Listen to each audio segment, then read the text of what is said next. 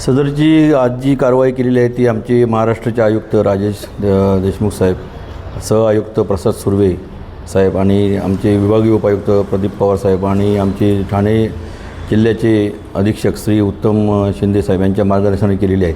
आम्हाला दिनांक 25/1/26 रोजी खात्रीलायक बातमी मिळाली होती की बडोदा हा प्रस्तावित हायवे त्या ठिकाणी रस्त्यावरून एक चारचाकी गाडी जाणार आहे, त्यामध्ये विदेशी मद्य वाहतूक होणार आहे. त्यानुसार आम्ही सापळा रचून त्या गाडीचा संध्याकाळी 7:30च्या दरम्यान ती गाडी त्या ठिकाणी आली. त्या गाडीचा हात दाखवून थांबण्याचा इशारा केला असता. त्या गाडीमध्ये तपासणी केली असता. त्या गाडीमध्ये आम्हाला जवळजवळ 10 ते 12 बॉक्स विदेशी मद्य भरणा केलेल्या बाटल्या आढळून आल्या विविध ब्रँडच्या.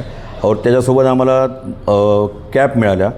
संशय जास्त बळवल्यानंतर त्याच वाहनासोबत जो आरोपी मिळाला होता केणी म्हणून, त्याच्याकडे चौकशी केली असता. तो बोला कोंडेरी गावातनं आम्ही आलो. त्या ठिकाणाहून जवळजवळ एक 5-1 किलोमीटर तो कोंडेरी गाव म्हणून आहे. त्या ठिकाणी गेलो असता. त्याच्या घरामध्ये आम्हाला जवळजवळ म्हणजे 12 लाखाचा मुद्देमाल मिळून आला.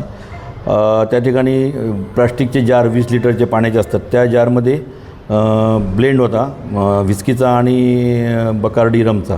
आणि त्या ठिकाणी रिकामी बाटल्या, तसेच रॉयल चॅलेंज बाटल्यांच्या 180 मिलीच्या बुचं, रॉयल स्टॅग व्हिस्कीची प्लॅस्टिकची बुचं आणि रिकाम्या बाटल्या, असा टोटल एकूण टेम्पोसहित मुद्देमाल मोबाईलसहित एकूण 18-19 लाखाचा मुद्देमाल आम्ही जप्त केलेला आहे.